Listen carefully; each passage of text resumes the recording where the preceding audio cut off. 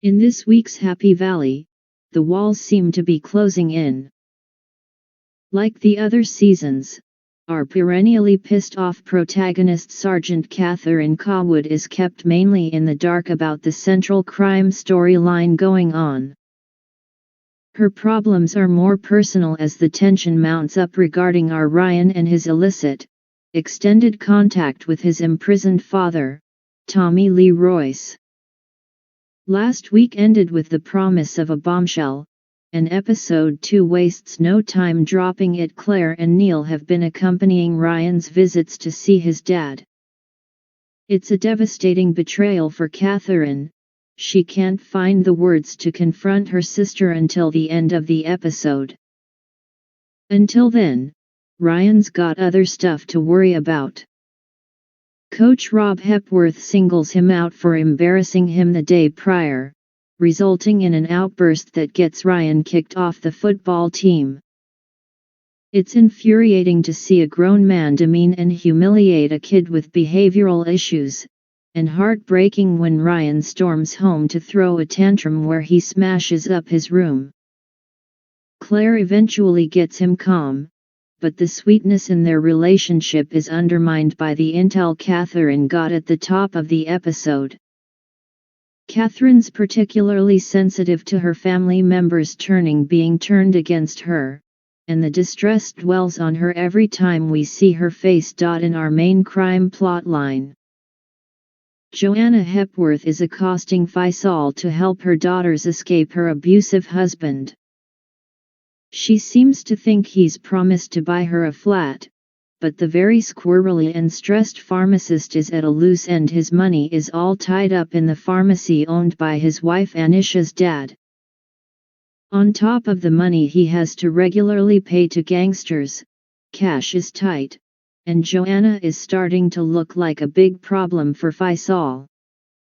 Catherine spots Allison Garz, Susan Lynch, the young farmer mother who Mercy killed her murderer, son Daryl, at the end of season 2. Catherine eventually approaches her, and Allison catches her up. She's been released and now lives in a shoddy flat, one of many built by shady companies who snap up government contracts and disappear when problems become apparent. It's very Grenfell, a completely avoidable disaster that happened in the years between seasons 2 and 3, but Allison suggests the culprit for a woman falling to her death in the area was because of the unfit for purpose windows the high-rises are equipped with. Added to this, the dead woman's flat was packed with unlaundered Nazevic cash, and Richard's been tapped by a Guardian journalist to do some digging on Darius' businesses. Things are cooking up for what seems to be our big bad in Happy Valley's final season. Hopefully, Darius will make an appearance soon. Catherine is called into Ryan's school for a meeting with the headmaster and Hepworth. Rob's car has been vandalized, and he blames Ryan. We see the look on Rob's face when he clocks the policewoman who turned up at his house is, in fact, the guardian of the child he's been picking on.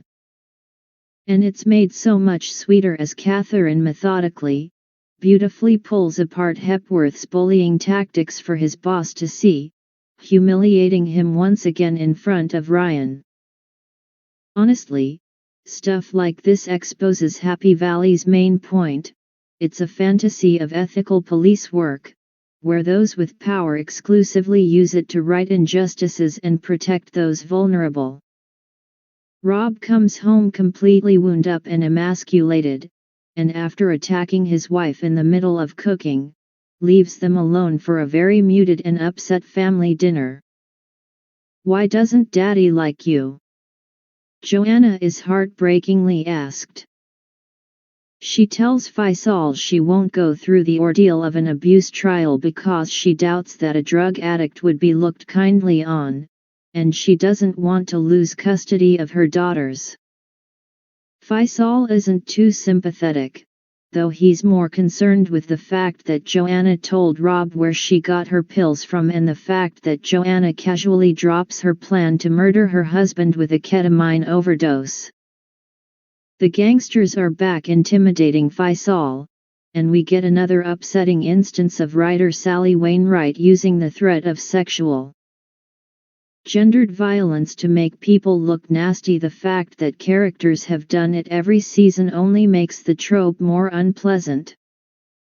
Regardless, Faisal makes the stupid decision to reveal that Joanna has loose lips about the source of her illegally traded pills, with the gangster suggesting that he silence her for good.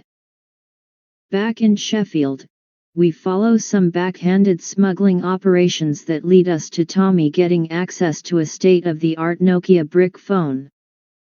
After being caught up in last week's investigation, Tommy seems wholly focused on connecting as much as possible with Ryan. Even Catherine has considered Claire and Neil could be being coerced into helping him reach his son. Still, she borrows a truck from Allison and tails Claire to Sheffield and the prison, watches Neil take Ryan into the prison, and follows Claire to a cafe. She stands outside, calls her, and has an elongated, very affecting conversation about nothing in particular, where all the hurt from her sister's betrayal lingers tangibly. The episode ends with Catherine walking into the cafe and sitting opposite Claire. There is no choice but to confront what's been kept hidden.